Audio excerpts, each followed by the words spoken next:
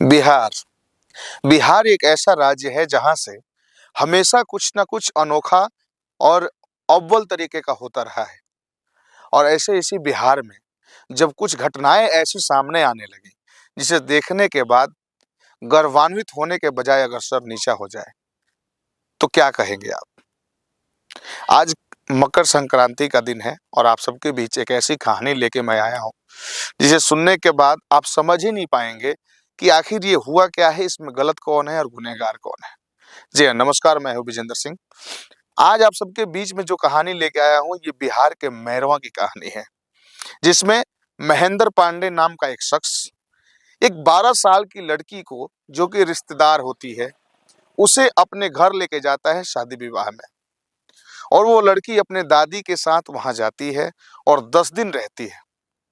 10 दिन रहने के बाद इन दोनों के बीच महेंद्र पांडे, जो कि 40 वर्ष के हैं, और छोटी बच्ची जो कि मात्र 12 वर्ष की है, और इसके साथ न जाने कौन-सा ऐसा खेल खेलता है, जिससे लड़की कुछ समझ नहीं पाती, नाबालिग लड़की, उसको कुछ समझ नहीं आता और महेंद्र पांडे की बातों में आ जाती है। और एक बार नहीं, वो 3-3 4-4 बार उसको उसके घर से लेके गया और लेके आता है और उसके साथ रहता है, बातें करता है और अपना ज़्यादा से ज़्यादा वक़्त उसके साथ बिताने लगता है। महेंद्र पांडे की अगर हम बात करें, तो महेंद्र पांडे पहले से ही शादीशुदा है। उसकी पत्नी, उसके 2 बच्चे हैं, जिसमें एक बच्चा विकलांग भी है। लेकिन उसकी बीवी भी वहाँ है, और आखिर ऐसा क्यों हुआ कि ये महेंद्र पांडे और ये 12 साल की बच्ची एक-दूसरे से शादी करने के लिए तैयार हो गए? कहाँ से आया ये सोच और क्यों आया? जी हाँ, कहानी शुरू होती है महेंद्र पांडे के घर। शादी में महेंद्र पांडे के अपने सारे रिश्तेदारों को बुलाता है, जिसमें ये 12 साल की बच्ची भी अपने दादी माँ के साथ वहाँ जाती है। लेकिन महेंद्र पांडे का दिल इस बच्ची पे आ जाता है, और यूँ कहें तो ये बच्ची की तरफ से जो कहानी है, उस कहानी में बताया जाता है कि बच्ची और उसके परिवार वाले सब मिले-जुले हैं। लेकिन कोई खुल के कुछ कहने को तैयार नहीं है। वजह क्या है, समझ नहीं आता।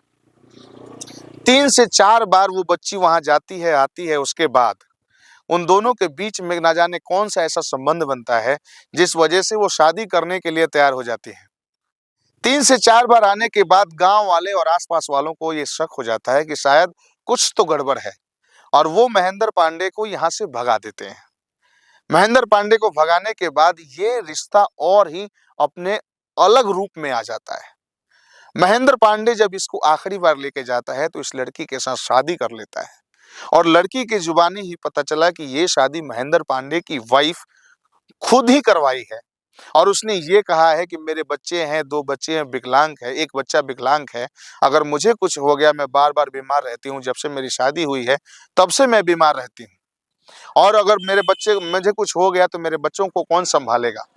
और ये कह के, ये बातें समझा के दोनों पत्नी-पत्नी, पति-पत्नी 12 साल की बच्ची के साथ इसका शादी शादी करवा देती है, और ये शादी सिवान में ही की जाती है।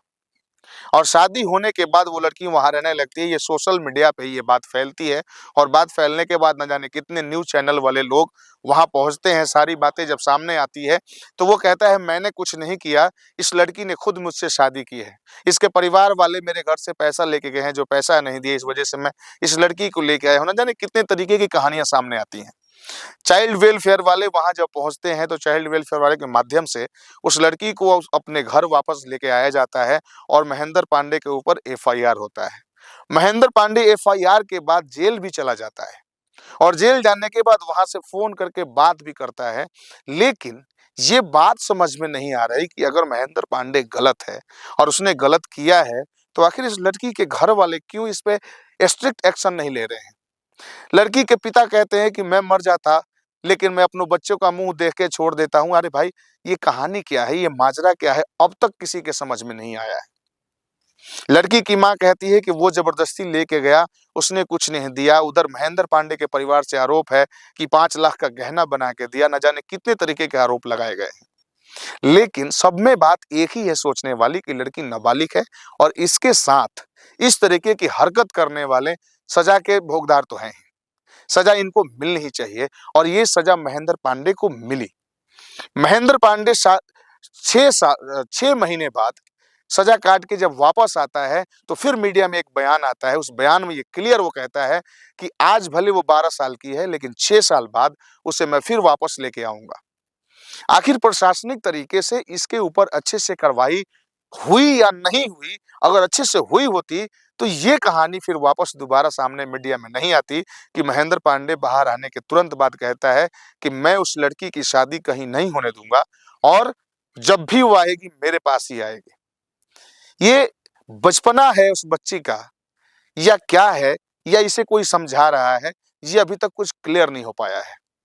महेंद्र पांडे आज भी हर रोज अपने वीडियो के माध्यम से, सोशल मीडिया के माध्यम से ये कह रहा है कि लड़की जब भी शादी करेगी मेरे से ही करेगी और वो लड़की अगर किसी और से शादी करेगी तो मैं इसकी शादी होने नहीं दूंगा।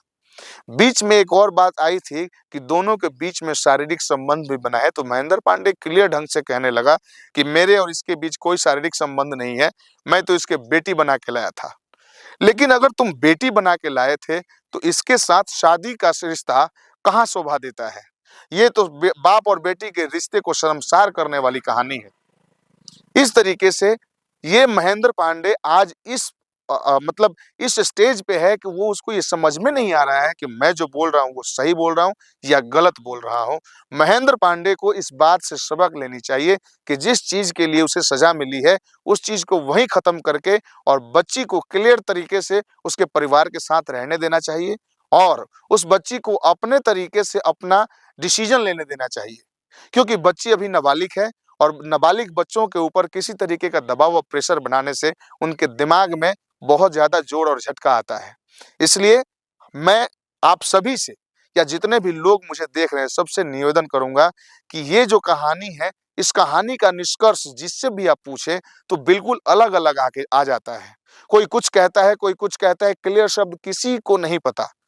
क्लियर क्या है इस कहानी के बारे में किसी को नहीं पता, लेकिन इतना ज़रूर है कि ये जो भी है गलत है और गलत के खिलाफ हमेशा एक्शन होनी चाहिए और महेंद्र पांडे को भी ये प्रशासन के द्वारा ये हिदायत देनी चाहिए कि तुम दोबारा उस लड़की से ना मिलो तो बेहतर होगा, क्योंकि वो लड़की अभी नाबालिग है और इस कहानी से हम सबको ये सीख लेना है कि हमारे बच्चे अगर किसी के घर जा रहे हैं तो उनके ऊपर ध्यान और निगरानी दें, ताकि किसी ऐसे महेंद्र पांडे के बहकावे में हमारे बच्चे ना आए जिससे उनका भविष्य खराब हो, उनका फ्यूचर खराब हो। धन्यवाद।